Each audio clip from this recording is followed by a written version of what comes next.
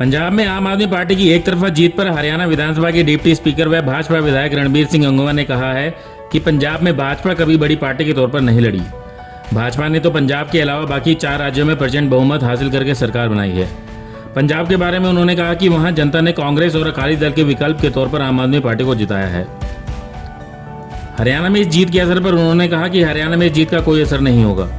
ये बातें विधानसभा के डिप्टी स्पीकर ने आज हिसार के PWD B&R के रेस्ट हाउस में पत्रकारों से बातचीत करते हुए कही। आप सवाल कर रहे हैं कि एक स्टेट के अंदर, पंजाब के अंदर आम आदमी पार्टी आ गई।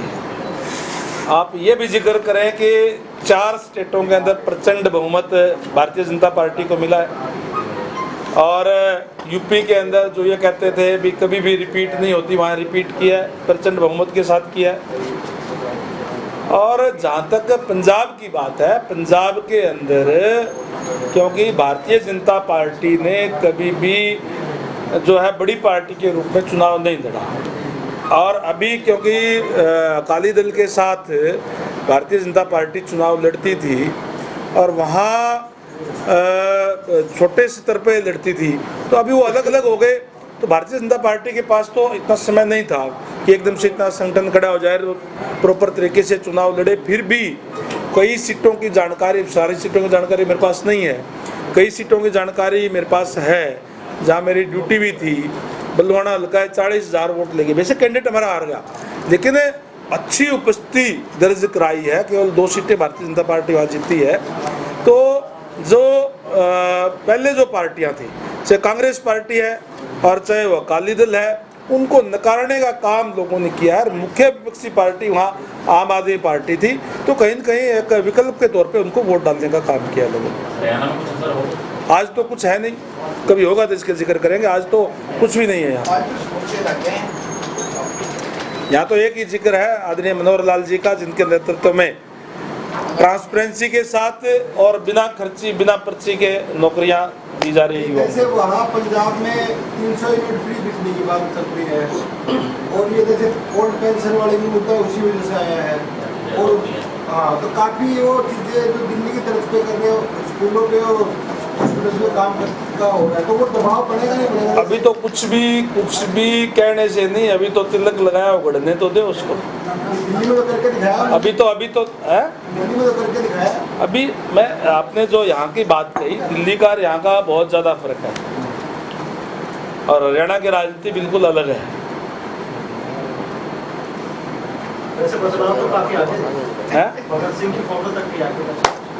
आनी चाहिए, ये तो शहीदों का हमने अभी भी हम पहले शहीदों को श्रद्धांजलि दे करके फिर उसके बाद में अभी मैं आया हूँ।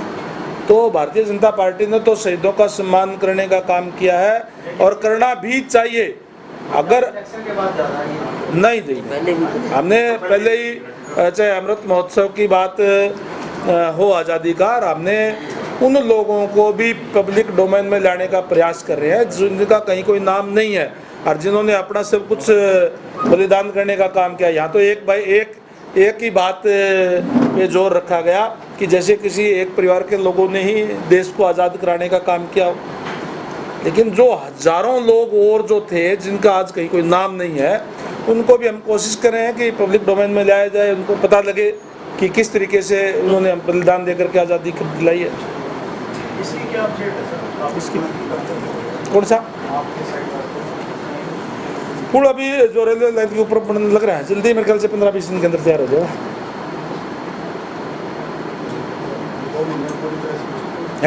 2 महीने में तो बिल्कुल कंप्लीट हो जाएगा और आगे तक 4 लाइन हो जाएगी। आगे भी दोनों साइड नाला बनने लग रहा है, वो भी 4 लाइन हो जाएगी। अच्छा मतलब वो रहेगा। गंगवा ने कहा कि 26 व 27 मार्च को हरियाणा के CM मनोहर लाल खट्टर हिसार के कई कार्यक्रमों में भाग लेंगे।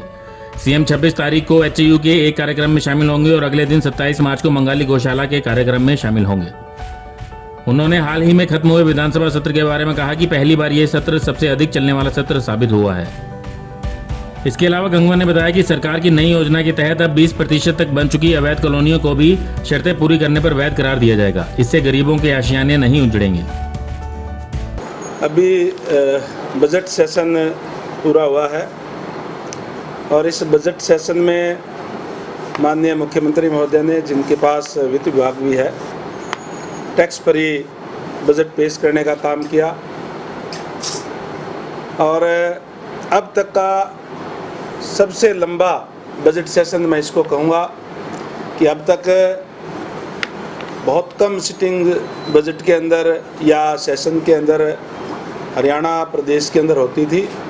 इस बार 2 तारीख से शुरू होकर के 22 तारीख तक यानी टोटल 21 दिन का रहा, जिसके अंदर 12 सिटिंग्स हुई और एक नए तरीके से, जिस तरीके से बजट पेश करने के बाद भी और बजट बनाने से पहले भी पक्ष के विपक्ष के सभी विधायकों की राय ली गई, आम लोगों की भी राय ली गई, जिला परिषद के जो चेयरमैन थे उनकी भी राय ली गई और जो मौजूद लोग हैं जो समाज के, उनसे भी राय लेकर के लगभग 500 लोगों से राय लेकर के उसके बाद में इस बार ये बजट बनाया गया।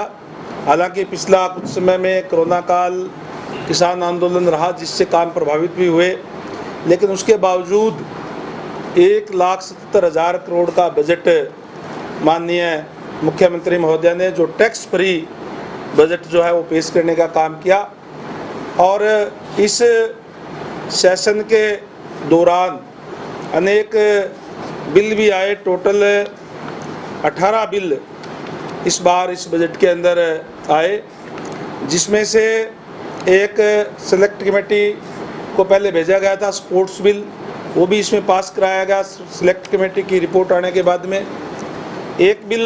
2 बिल वापस किए गए, 1 बिल वापस किया गया और 2 बिल सेलेक्ट कमेटी को भेजे गए हैं और 15 बिल जो है इसमें पास किए गए हैं, जिसके अंदर अभी कल ही एक बिल जो जबरन धर्मांतरण के ऊपर भी पास किया गया है। बहुत से मामले ऐसे अभी आए हैं कि जिसमें लोभ लालच दे करके या किसी से ज़बरदस्ती करके और धर्म परिवर्तन जो कराया जा रहा है उसके ऊपर भी बिल जो है कल विधानसभा के अंदर पास किया गया है और टोटल इस बार 81 ध्यानाकर्षण सूचनाएं जो है वो मिली, जिसमें से 6 स्वीकृत की गई और 15 उनके साथ जोड़ दी गई, यानी टोटल जो 81 थी उसमें से 21 जो ध्यानाकर्षण प्रस्ताव थे उनके ऊपर चर्चा जो है वो हुई और जो स्थगन प्रस्ताव आए थे उनको 2 आए थे, उसको 2 को ध्यानाकर्षण सूचना के अंदर ही जो है परिवर्तित किया गया और एक अल्प अवधि चर्चा भी जो है वो कराई गई, यानी कि कुल मिलाकर के एक लंबा और सकारात्मक चर्चा भी इस सेशन के दौरान जो है इसके अंदर हुई। और इसके साथ साथ एक और सूचना भी मैं आपको देना चाहूँगा कि 27 तारीख को माननीय मुख्यमंत्री मेरे अपने हलके के अंदर नड़वा के अंदर मंगाड़ी गांव के अंदर गौशाला के अंदर आएंगे। हमें उनका स्वागत करने का मौका भी जो है 27 तारीख को मिलेगा। वैसे तो 26 तारीख को शाम को ही वो हिसार आएंगे, यूनिवर्सिटी के अंदर प्रोग्राम है और उसके बाद में शाम को जो रोनाहत गांव के अंदर जो आज़ादी के टाइम पर जो शहीद हुए थे उनके ऊपर एक प्रोग्राम है, वो उसमें यूनिवर्सिटी के अंदर देखेंगे और सुबह 27 तारीख को मंगाड़ी में नड़वा हल्के के अंदर जो पड़ती है वहाँ माननीय मुख्यमंत्री जो है वो जाएंगे। इसके अलावा जो टोटल जो चर्चाएं जो हुई वो चाहे वो टोटल बैठकें हमारी जो है 12 सिटिंग्स इसके अंदर जो है हुई है और इसमें जो बिल पास जो किए गए वो मैंने पहले आपको बता दिए। जैसे 15 बिल इसमें पास किए गए हैं। New pension old pension scheme की भी जो बात की गई उसमें सरकार की तरफ से ये कहा गया है कि जो न्यू पेंशन स्कीम है वो लागू रहेगी, ओल्ड पेंशन स्कीम जो है अभी लागू जो है वो नहीं होगी। तो इस तरीके के जो टोटली जो इसमें जो चर्चा हुई थी इसी के बारे में आपसे चर्चा करनी थी। इसके साथ साथ अभी जो अनाधिकृत कॉलोनियाँ है उसके मुद्दा भी इस सेशन के अंदर काफ़ी रहा, क्योंकि काफ़ी अनाधिकृत कॉलोनियाँ पूरे प्रदेश के अंदर कटी है और उसमें भी माननीय मुख्यमंत्री महोदय ने अभी तक ये जांच कराई जा रही है कि 2010 से लेकर के अब तक किस राज्य में कितने किस टाइम पे हुई है, और जो अधिकारी है उनको भी सख्त निर्देश दिए गए हैं सरकार की तरफ से कि अब और अनाधिकृत कॉलोनियाँ ना कटी जाए। जो पहले कटी हुई है उनको डेवलपमेंट चार्जेस लेकर के उनको पास किया जाएगा। हालांकि पहले 50% का ही इसमें रूल था कि केवल 50% जो कॉलोनियाँ या उससे ज़्यादा बनी हुई है उसी को पास किया जाएगा, लेकिन अब चाहे वो 25% भी बनी हुई है तो भी उनसे डेवलपमेंट चार्जेस लेकर के उनको रेगुलाइज किया जाएगा, ताकि किसी को भी जिन्होंने अपने गाड़े खून पसीने की कमाई उसमें लगा दी उसको परेशानी ना हो, और आगे से इस टाइप के इस कानून की जो 7A बनाया उसकी वायलेशन ना हो, इसकी भी सख्ती से पालन करने के इसमें जो निर्देश दिए गए हैं। ब्यूरो रिपोर्ट, नई ताज़ा न्यूज़, हिसार। लेटेस्ट वीडियोस के लिए सब्सक्राइब करें हमारा चैनल नई ताज़ा न्यूज़ और दबाएं बेल आइकॉन ताकि आप मिस ना करें कोई भी अपडेट।